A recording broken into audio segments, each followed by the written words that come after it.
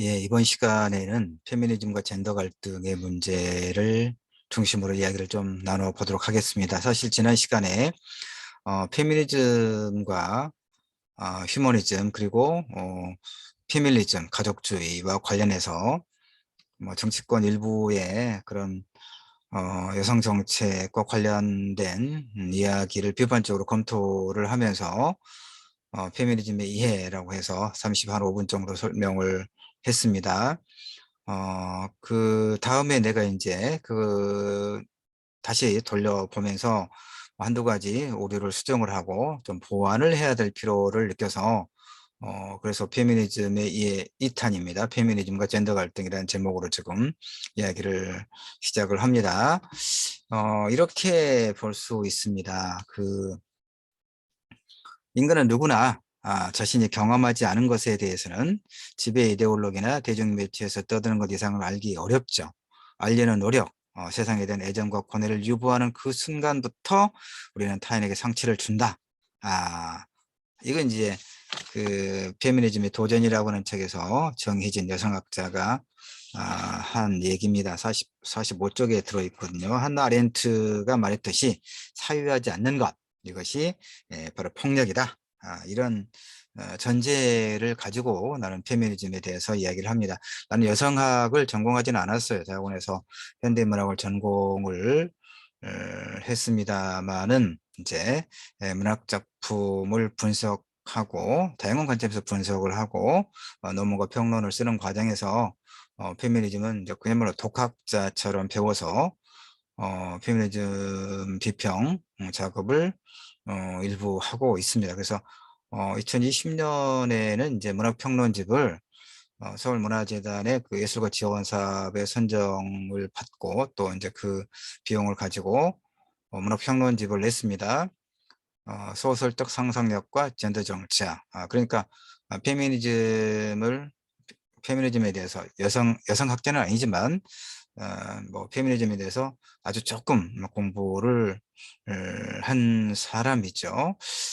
자, 그 다음에 지난 시간에 대해서 오류를 한두 개 이제 바로잡을 게 뭐가 있었냐면 페미니즘의 발전 단계에 대해서 설명을 좀 했었습니다. 맨 처음에 이제 소위 리버럴 페미니즘, 자유주의적 페미니즘의 이었고, 근데 그 리버럴 페미니즘 이야기하다가 아, 한 부분에서 한 대목에서 레디컬 페미니즘이라고 발음을 했더라고요. 그러니까 레디컬은 이제 뭐 극단적인, 뭐 혁명적인, 그래서 이제 급진적 그 페미니즘을 이야기하는 것이죠. 근데 그 레디컬이라고 리버럴이라고 해야 될 부분에 앞부분에 좀 있습니다. 하나, 그걸 어떻게 잘라낼 수가 없으니까 그거를 지금 바로 잡고요. 영어를 뭐 어, 제가 얼마나 잘 하겠습니까? 석사 논문이 통과될 때 이제 종합 시험을 보는데 그때는 영어를 선택해서 보았고 외국어 시험을 그다음에 박사 논문 통과될 때도 이제 종합 시험을 보는데 그때는 영어를 피해서 한자 그 석사 때는 영어를 번역한 거죠. 영문 그다음에 박사 때는 한자를 또 우리말로 번역하는 걸로 이렇게 해서 이제 그 종합시험, 외국어 시험을 통과했었습니다. 그래서 하여튼 그런 거 하나 바로잡고요. 사소한 것 같지만 듣는 분들은 그 리버럴과 레디컬도 그 정확하게 이해를 못해서 이렇게 잘못 쓰고 있는가 그러면 다른 부분도 신뢰가 좀 무너질 수도 있기 때문에 지금 바로잡습니다. 그 다음에 하나 또 뭐냐면 이렇게 이제 그 처음 출발이 이렇게 그 자유주의적 페미니즘이 하나 있었고, 그 다음에 어, 두 번째로 제가 설명한 게 막스주의적 페미니즘이었거든요. 그 마르크스주의라고 하는 것이, 그 마르크스와 앵겔스는 자본주의의 어떤 모순과 부조리 하나의 대안으로 사회주의 내지 공산주의 이데올로기를 제시했던 사람이죠. 그러다 보니까 사실 이제 페미니즘에 있어서는 이 막스주의적 페미니즘과 사회주의적 페미니즘은 좀 다릅니다. 그러니까 나중에 이 사회주의적 페미니즘은 막스주의적 페미니즘과 이 급진주의적 페미니즘을 어, 좀 결합해서 하나의 또 이론을 펼쳐가고 있는 것인데 내가 막스주의적 지난 시간에 막스주의적 페미니즘을 설명하면서 이제 막스주의적, 곧 사회주의적 이렇게 혼용해서 이야기한 것이 있어서 그것도 좀 명확하게 구분할 필요가 있다 이런 생각을 합니다. 그래서 사회주의적 그 페미니즘의 내용을 간략하게 소개를 좀 하고 그 다음에는 이제 또 지난 시간 말미에 한국 사회의 그 젠더 갈등의 핵심적인 내용과 관련해서 설명한 부분이 있는데 그 부분을 좀 보완할 필요가 있겠다 이런 생각이 들어서 오늘 2탄을 이렇게 준비하고 있는 겁니다. 우선 사회주의적 그 페미니즘의 내용을 또 간략하게 자료 보면서 보도록 하겠습니다. 도리도리가 요즘에는 또 왕자를 뭐 손에다가 손바닥에다 적고 나와서 좀 어이가 없기도 하고 소란스럽습니다만은 자 사회주의적 페미니즘 조금 도리도리 하겠다는 얘기입니다. 어쩔 수 없이 내가 왼쪽에 또 모니터를 봐야 되니까 이쪽에다 그 자료 까는 게 불편하고 좀 귀찮아서요. 예. 자, 사회주의적 페미니즘은 60년대, 1960년대죠. 1960년대에 자본주의에 대한 재批판이 등장하고 사회주의 운동이 시작되면서 페미니즘에서도 사회주의적 관점이 도입되었다는 겁니다. 60년대 후반 일단은 페미니스트들은 왜 여성이 계급제도가 존재하지 않던 전 계급 사회에서도 남성에게 복정적이었는가에 대해 의문을 제기한 거죠. 이런 질문은 결국은 자본주의 제도가 여성 억압을 존속시키는 하나의 배경이긴 하지만 이것만이 유일하게 여성 억압의 원인이 될 수는 없다. 이런 이제 것을 의미하죠. 이런 질문에 대한 대답을 구하기 위해서는 결국은 막스주의적 페미니즘에 대한 수정이 필요했다. 이런 얘기입니다. 그다음에 여성들 내부에도 사실은 계급적 차이가 존재하죠. 그걸 어떻게 이해할 것인가? 가부장제는 사회 발전 단계에 따라 역사적으로 변하지 않고 고정된 것인가 이런 어떤 의문들을 이제 그 전제하고 있는 겁니다. 이 사회주의적 페미니즘에서의 문제 제기라고 하는 것이 그러다 보니까 이제 급진적 페미니즘에 대한 수정도 또 불가피하게 이루어졌다고 이루어진 거예요. 그래서 이제 결국 아까 얘기했지만 사회주의적 페미니즘은 막시즘적 페미니즘과 급진적 페미니즘의 시각을 비판적이고 발전적으로 종합해서 새로운 여성 해방론으로 등장하게 된 겁니다. 그러니까 이 사회주의적 페미니즘은 막스주의적 페미니즘의 급진적 페미니즘의 막스주의적 페미니즘에다가 급진적 페미니즘의 성에 기초한 그런 가부장제라고 하는 개념을 이렇게 부분적으로 결합해요. 그래서 결합한 것이다. 그래서 이 사회주의 페미니즘은 급진적 페미니즘과 함께 여성 해방론의 한 영역을 구축하고 있다. 이렇게 이해를 하면 되겠습니다. 그러니까 남녀 간의 차이를 가부장제의 뿌리를 둔 성체계 산물로 일단 보는 거예요. 여성 억압은 가부장제와 자본주의 체제의 유기적인 결합의 힘의 결과로 해석하고 있는데 대표적인 그런 사회주의적 페미니즘의 대표적인 논자가 내가 이해하기에는 마리아 미즈예요. 지금 내가 이제 오래전부터 제가 이 페미니즘과 관련된 이제 논문, 문학 작품을 분석하는 하나의 도구로 페미니즘을 이제 활용하면서 마리아 미즈의 책을 굉장히 좋은 책입니다. 이 마리아 미즈는 독일의 사회학자인데 가부장제와 자본주의라고 하는 자신의 책에서 이 가부장제와 자본주의가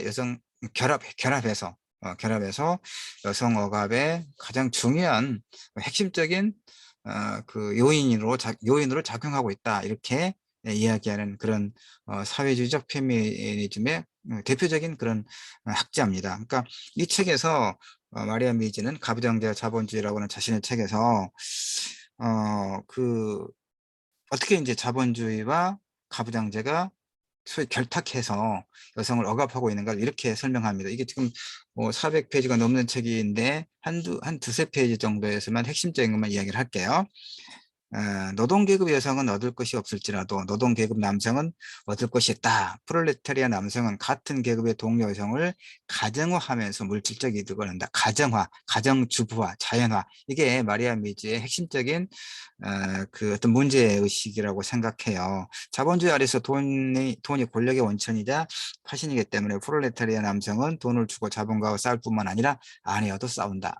굉장히 중요한 겁니다. 자본주의 아래에서 돈이 권력의 원천이자 화신이기 때문에 프롤레타리아 남성은 돈을 두고 자본가와 싸우죠. 그럴 뿐만 아니라 아내와도 싸운다. 가족 임금에 대한 이들의 요구는 이런 투쟁이 한 표현이다.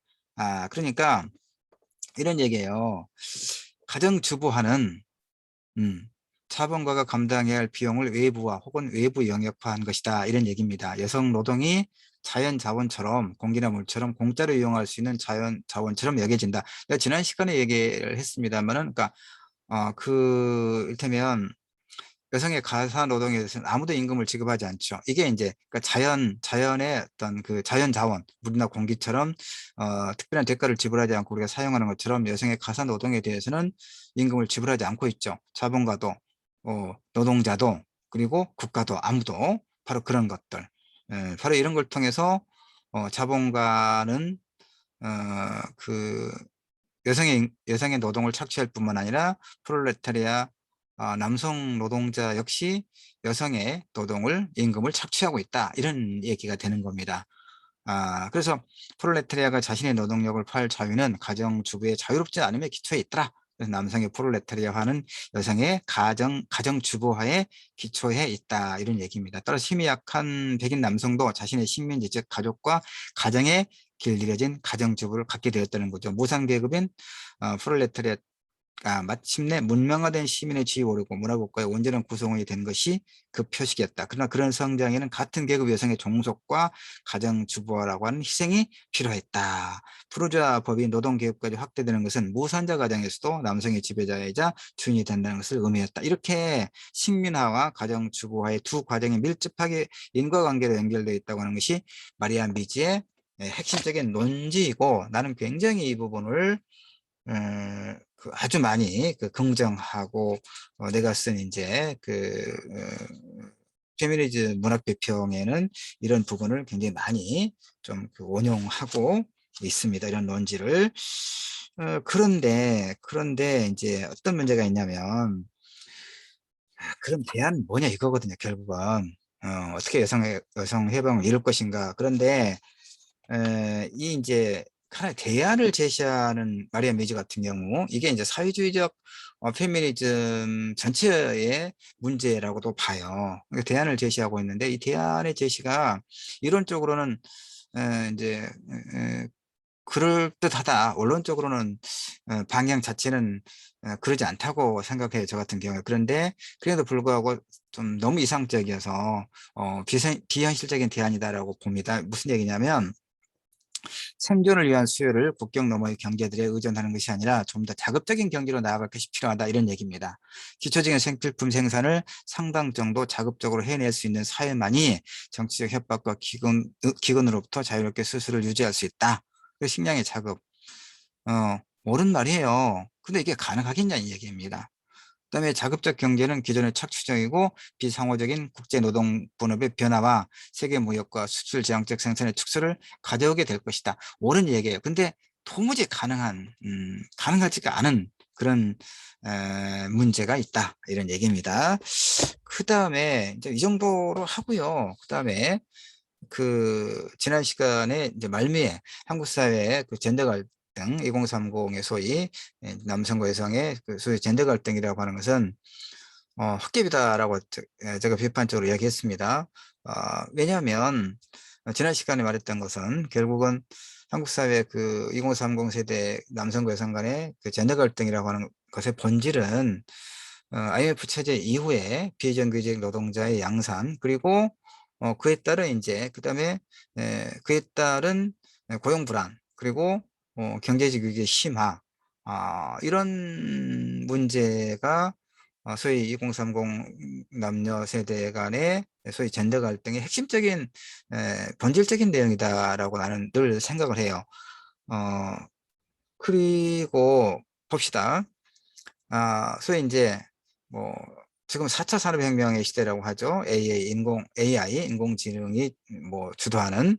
그러면 1차 산업혁명은 어떤 것입니까? 그 내용이 뭐 다 알고 있다시피 우리가 신석기 시대, 소위 신석기 혁명, 여기저기 이제 돌아다니는 걸 멈추고 한 곳에 정착하면서 이제 목축을 하고 그다음에 식량을 재배하는 그런 시대가 1차 산업혁명 시대라고 이야기하죠. 소위 신석기 혁명. 그때부터 사실은 이제 자본의 축적과 함께 계급 계급이 형성됐다라고 이렇게 보는 거죠. 2차 산업혁명은 이제 영국의 산업혁명으로 시작된 대량 생산과 대량 소비 시대를 이야기하는 것이고, 3차는 이제 아마 대략 7, 80년대부터 그 시대를, 그 시기를 이야기하겠죠. IT 산업의 발달로 인한 지식의 어떤 지식 사회. 예. 그다음에 이제 그 단계를 넘어서서 4차 산업혁명에서 뭐 AI로 인한 인공지능의 시대 뭐 이렇게 이야기를 합니다. 그러니까 어때요? 갈수록 지금 소위 단순 노동은 급격하게 소멸하고 있지 않아요? 지금 시대가. 그러니까 갈수록 이를테면은 어 우리가 생존하기 위해서는, 그리고 인간으로서의 최선의 어떤 존엄을 잃지 않기 위해서는 직업이 필요하죠. 일이 필요하단 말이에요.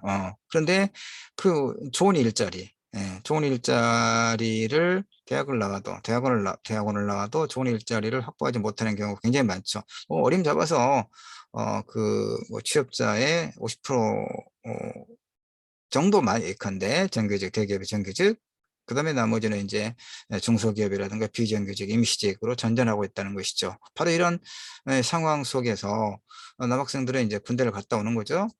군대 갔다 오는 동안에 여학생들은 이제 공무원 시험 공부를 해서 7급, 뭐 9급, 7급, 교사, 이런 뭐 이제 행정고시도 마찬가지고, 이런 그동안의 남성의 영역이었던, 남성만의 영역이었다고 생각되는 부분에 여성들이, 이제 고학력 여성들이 이렇게 급격하게 진출해 들어오는 거죠. 그러니까 지난 시간에 얘기했던 것처럼 남성은 이제 파이가 점점 작아지는 거예요. 그 일정한, 그렇지 않아도 이 그 고용 불안과 경제적 위기 상황의 지속과 심화 속에서 파이는 한정돼 있는데 점점 줄어들고 있는데, 그 적은 파이에서 기존에는 이제 남성들 간의 어떤 경쟁이었는데 이제는 여성들이 바로 그 경쟁에 뛰어든다는 얘기입니다. 그럴 때 남성들은 박탈감을 느끼고 또 역차별이다라고 하는 이제 그런 어떤 부정적인 인식을 갖게 되고, 그것이 여성들에 대한 어떤 투사로 이렇게 해서 어떤 갈등, 소위 갈등이 일어나고 있다는 것이죠. 그 본질은 나는 어쨌든 누누이 이야기하지만 그 어떤 고용 불안, 경제적 위기 심화라고 생각해요. 그러니까 이런 부분에 결국은 대안은 뭡니까? 그렇게 보면은 좋은 일자리를 많이 만들어내는 것이죠. 그리고 또 이제 어떤 그야말로 그 취업이라든가 승진이라든가 이런 영역에서의 어떤 공정성이 담보될 게 필요한 거죠. 근데 우리 사회가 전혀 그렇지 않아서 더 문제가 되는 것이죠.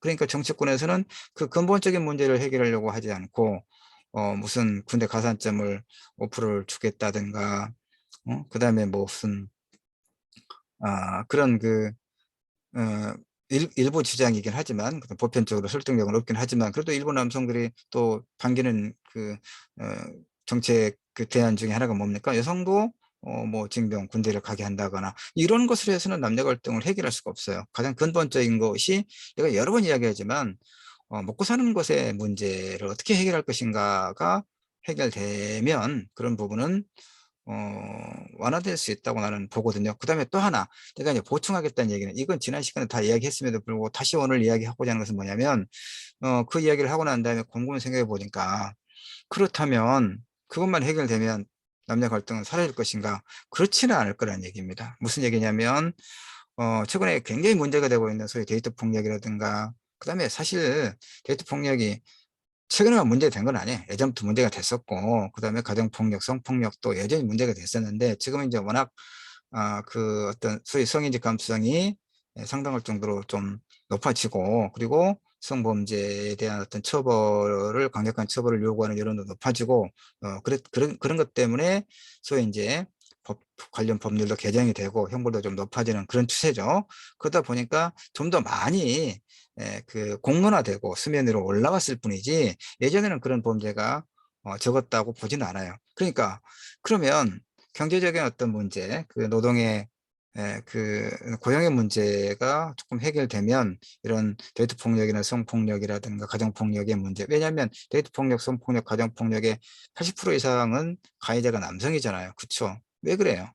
힘이 세니까 그러긴 하죠, 일단. 그런데 그것만 가지고도 설명할 수가 없죠. 그러면, 왜냐면 남성이 물리적인 힘이 세니까 데이트 폭력, 성폭력, 가정 폭력의 절대 다수가 남성이다. 남성의 가해자다. 그럼 대안이 뭐예요? 남성에게 힘을 빼버릴까요? 여성에게 힘을 덧붙여 줄 수도 없잖아요. 그 부분 어떻게 그런 쪽으로 해결할 거냐의 문제가 있거든요. 그러니까 결국은 좀 더 근원을 거슬러 올라가서 남성과 여성에 대한, 그러니까 남성과 여성이 서로를, 이것도 굉장히 좀 그 비현실적이라고 그 요거도 먹을 수도 있기는 있지만, 어쨌든 원론적인 입장에서 본다면 남성과 여성이 서로를 존중하고 배려하고 동반자라고 하는 그런 어떤 그 의식의 정립이 굉장히 중요하지 않겠는가, 이런 생각을 하거든요. 그런데 에, 스트레이트 폭력, 그러니까 이별을 통보하면 뭐 죽음을 각오하지 않으면 안 되는 이런 현실, 좀 예외적인 경우, 예외가 지금 일반화되고 있는 것도 사실이잖아요. 어, 그러니까, 그 상대를 어떤 성적으로 내가 소유했다, 지배했다, 지배, 소유, 이런 어떤 그 성에 대한 왜곡된 인식이 많은 남성들에게 있는 거죠. 그러니까 내 것이었는데, 내가 허락도 안 했는데 나로부터 떠나네? 참지 못한다는 얘기죠. 바로 그것이 데이트 폭력과 가정 폭력, 그다음에 이제 성폭력에 내재되어 있는 매우 잘못된 그 성에 대한 인식이다라고 보는 거죠. 그러니까 이건 결국 다시 그 환원론 쪽으로 뭐 돌아가는 측면이 있기는 했지만, 이게 이제 가부장제가 가지고 있는 여성에 대한 억압의 근본적인 문제라고 다시 보는 거죠. 그럼 가부장제를 어떻게 해체할 것이냐? 그것은 그 여성의, 그러니까 남성이든 여성이든 그런 어떤 성적인 표시 기호로 인해서 그 차이는 있죠. 어떤 물리적인 차이라든가 성별에 대한 특성은 있죠. 그 차이가 차별의 기제로 작동되지 않도록 하는 것이 근본적인 문제, 대안 중에 하나다라고 생각을 합니다. 그러니까 다시 이야기하지만 지난 시간에는 소위 이제 젠더 갈등의 핵심적인 내용이 고용 불안, 경제적 위기의 심화에 있다고 했잖아요. 그것도 굉장히 중요해요. 현실적으로. 그 문제를 어떻게 양질의 일자리를 통해서, 그다음에 채용과 승진에 있어서의 공정성 어떻게 담보할 것인가는 굉장히 중요한 문제이지만, 그것만 가지고 이 젠더 갈등을 해결할 수는 없겠다. 그래서 바로 아까 계속 이야기했던 데이트 폭력과 가정 폭력과 성폭력의 절대 다수가 남성이라고 하는 것은 왜 그런가와 관련해서 물리적 힘의 우열 관계뿐만 아니라 인식의 문제, 이런 성에 대한 인식. 그러니까 초등학교에서부터 페미니즘이 무엇인가를 가르쳐 줘야 돼요. 그런데 어느 초등학교 교수님들이 그 비교과 과목으로 재량학습이죠. 페미니즘에 대해서 공부를 하려고 그랬더니 엄마들이 그냥 엄마들이 여성들이, 그러니까 여성은 이 페미니즘에 대해서 충분히 이해하고 지지할 것인가? 그렇지 않은 거죠. 이건 뭐예요? 왜 그럴까요? 그래서 이제 그 기존의 어떤 가치 체제를 내면한 거죠, 여성들이.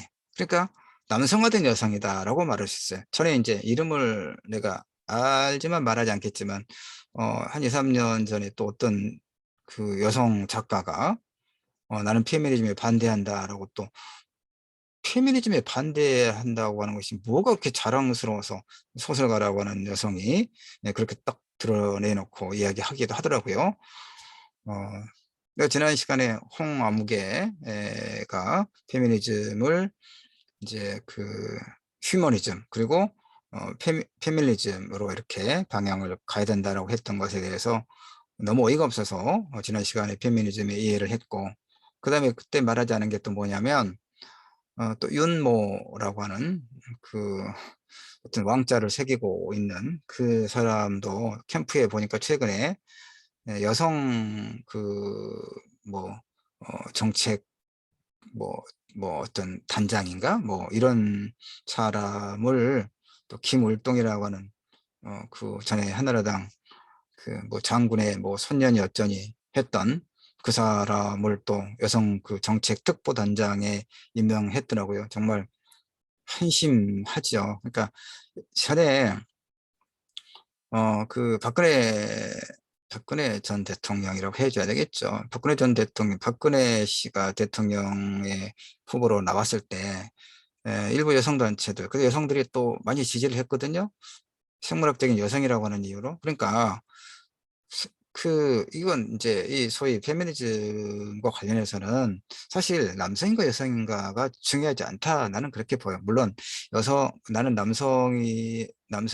그래서 이제 물리적인 남성이기 때문에 내가 아무리 페미니즘에 대해서 공부를 하고 이해가 일정하게 깊다 하더라도 나는 이제 여성으로서의 경험은 없어요. 그러니까 여성이 가지고 있는 이런 어떤 억압에 대한 그런 어떤 그 경험은 사실 내가 공부로만 알 뿐이죠. 본질적인 측면에서는 충분히 이해하지 못하긴 해요. 그럼에도 불구하고 남성이든 여성이든 관계없이 이 페미니즘에 대해서 어, 그냥 초등학교에서부터 정규 과목으로 노동의 문제도 그렇고요. 이 페미니즘의 문제도 그렇고 초등학교에서부터 정규 과목으로 공부를 하게 해야 돼요. 그것이 지금 억압되고 있기 때문에 매우 표피적인 그런 어떤 갈등 양상이 지속되고 있는 것은 한국 사회에 매우 큰 불행이다, 비극이다. 이렇게 이야기를 하겠습니다. 이 정도까지만 하죠. 내가 이런 이제 지난번에도 그렇고 페미니즘 이해 오늘은 2탄 이거 만들어서 이제 내 유튜브 계정에도 올려놓고 또 페이스북에도 내가 링크를 해 놓을 거예요. 근데 내 패친들도 대부분 그냥 뭐 라이크도 안 눌러요. 그 페미니즘에 관심 없는 거죠. 남성 패친들도 그렇고 여성 패친들도 그래요. 그러니까 이참 사실 답답해요. 페미니즘에 대해서 왜 외면하고 침묵하고 또는 뭐 비릿하게 보는 거죠.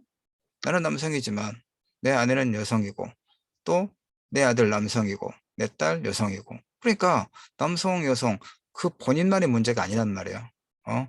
우리는 개별적이고 구체적이고 특별한 그런 개체이긴 하지만 연결되어 있잖아요. 가족과 이렇게 예, 남녀 친구. 여러분 친구는 남성만 있나요? 여러분 친구는 여성만 있나요? 아니죠. 가족 간에 어머니는 여성이고 아버지는 남성이고 딸은 여성이고 아들은 남성이잖아요. 그건 남성 여성으로 이를테면 그 뭐 차하고 진영을 나누듯이 남성 여성 나눠서 이 문제를 다루는 것 자체가 얼마나 천박해 한국의 이런 지향이라고 하는 것이. 자, 이런 것까지만 할게요. 여러분이 스스로 판단해서 논의를 또 스스로 질문하고 답을 만들어 보는 그런 것이 필요합니다. 자, 일단 여기까지 하겠습니다. 30분 넘었을 것 같네. 자, 고맙습니다.